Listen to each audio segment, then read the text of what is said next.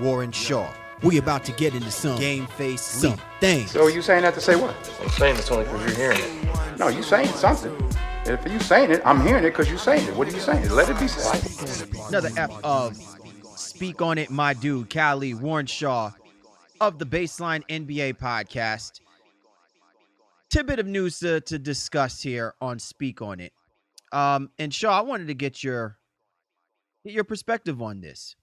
Interesting little tidbit came out of the Miami Herald, in which Dwayne Wade and everybody who's been in close, keeping their ear to the ground about what's been going on with Dwayne Wade and the Chicago Bulls, is there is an expectation that the Chicago Bulls are exploring the possibilities of buying out Dwayne Wade's contract, thus allowing Dwayne Wade the freedom to go and sign with another team. Now, all signs should expectedly point that he would sign with the Cleveland Cavaliers and make another one of those grand old runs with his boy LeBron James and go crazy like the Banana Boat crew. But now there's speculation that he could possibly sign with the LA Clippers. He could sign with the LA Lakers. Oh, and there's a possibility that he can sign with the Miami Heat. And what's even funnier is the fact that the Miami Heat is actually considering the idea of re-signing him. Now, I know I got something to speak on about this, Shaw, but I wanted to get your first thoughts about the idea of Dwayne Wade coming back to the Miami Heat.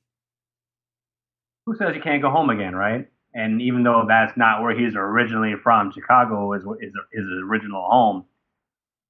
Dwayne Wade, he built Miami into the franchise that it is in a lot of ways, and he's going to be his jersey is going to be retired in the Raptors and things of that nature. So to see this kind of conversation come to fruition isn't too shocking, I think, for me, especially when I live in the South Florida area. And Wade, again, he's a hero, right up there with Dan Marino and players of that ilk, if you will. It's just not the right thing I think the Miami Heat need to be doing. I mean, if they're just trying to bring him back as courtesy, and kind of like the farewell tour, if you will, then I get that. But the Heat, they're transitioning into a new direction, and this seems like to be just kind of retread a little bit, just trying to get some old feelings back and try to say, hey, no harm lost over that year that you went over to Chicago over, a couple $1 million, if you will. Yeah, this to me is all wrong, though, Shaw. I mean, I like how you word it and you frame it in a nice diplomatic kind of way. I'm just going to keep it real. This is all wrong. If you are the Miami Heat, this is not a good situation, okay? For two reasons. Number one, you just shelled out a ton of money to get Dion Waiters as your two guard, right? And with Dwayne Wade not being on that team, the Miami Heat could have made the playoffs last year had it not been for the injury for Dion Waiters and maybe a couple of other injuries that kind of, dispelled the late run by the Miami Heat. But if you are a Heat organization and you are trying to move forward in the post-Wade era, you cannot be having your name dangling around this kind of rumor, because what this does is that it sets the organization back on whatever the blueprint is for them moving forward. And to me, if you're Dwayne Wade, what possible good could you give to the Miami Heat at this juncture right now, being that everything that you've done, everything that you basically told people last year was it's about the money and it's about me getting mine. So what is it that you're going to get from a Miami Heat team that didn't make the playoffs, that's still trying to get the playoffs? They're nowhere near championship form. Are you conceding to the fact that you think that you can help this team be better than what it might, is predicted to be this year? There's too many question marks for something of a wound that to me has yet to have been properly closed by either Dwayne Wade, Pat Riley, and the Miami Heat organization. Yeah, what you're saying there makes a lot of sense to me, because I don't like the idea of him coming to Miami. I like the idea of him going to the Clippers or LA.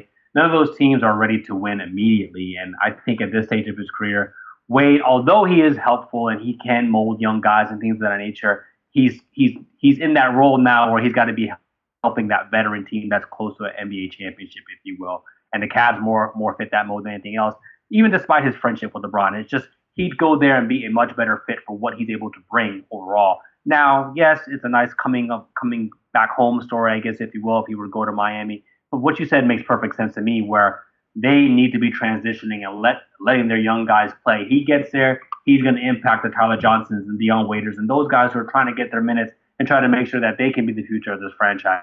So that's why I don't think it's a great move, but I think it's something that's very, very likely and plausible to happen, especially if he doesn't go to Cleveland. Look, it's going to be plausible to happen. I wouldn't mind it so much if this was Dwayne Wade coming at the end of his career. I still think that Dwayne Wade has a lot to contribute. He averaged 18 points per game, only shot 43%, but I think that could be in a better scenario on a team where that will put him in better situations to shoot the ball, clearly, on the back end, so to speak. Now, you can't completely say he's on the downside of your career. Any man who's scoring about 18 points per game, to me, still is legitimately a solid scorer in this NBA. I just don't think that the fit that he had with the Chicago Bulls really adhered to his skill set. But again, that lends to the idea about what is it that Dwayne Wade really wants. And then if you're the Miami Heat, look, man, I got to tell you, Goran Dragic has been down that road already. Hassan Whiteside has been down that road already. Justice Winslow has been down that road already. And while those guys might talk the good talk and give you all of the real good quotes that you see in the newspapers and the social media about, what kind of person Dwayne Wade is, we really don't know what kind of person Dwayne Wade really was behind closed doors in the locker rooms. But we got an inkling of how he has been. Remember what he did with the Chicago Bulls when he started leaking out, throwing some players under the bus along with him and Jimmy Butler. And that, to me, manifested in what kind of perceptions are young guys really going to have about a guy like Dwayne Wade, who has transitioned his mentality about where he is in his career. So to me, bar none, if this was an idea 2 years down the road that we're talking about Dwayne Wade coming back home, the prodigal son coming back home, I would be all for it. But if I'm Dwayne Wade, I think that my stock rises being with a team that he can help win a championship or put them in an NBA Finals, more so than trying to help some young team figure out themselves simply because it was a team that you called home and won you 3 NBA championships under. Yeah, it's not the same situation as KG going back to Minnesota a couple of years ago, where, again, he's just going to kind of go there, mentor some of the young guys, play some courtesy minutes. KG still started in that situation, but he wasn't out there really running around trying to do a whole lot productively on the floor.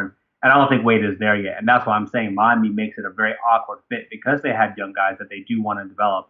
And again, I can't say this enough. I don't think he'll be a bad influence on those guys, but I don't think his mindset is there where he's going to be down to okay, I'm only want to play 15 minutes a night. He's not going to play the KG role in that regard. And that's where it becomes a bad matchup. It goes back to Miami this season. All right. To catch more of the Baseline NBA podcast, be sure to check us out each and every single week. Get at my man Shaw at Shaw Sports NBA, or get at me at GameFace Lee. The show's Twitter handle, the Baseline NBA podcast, at NBA Baseline.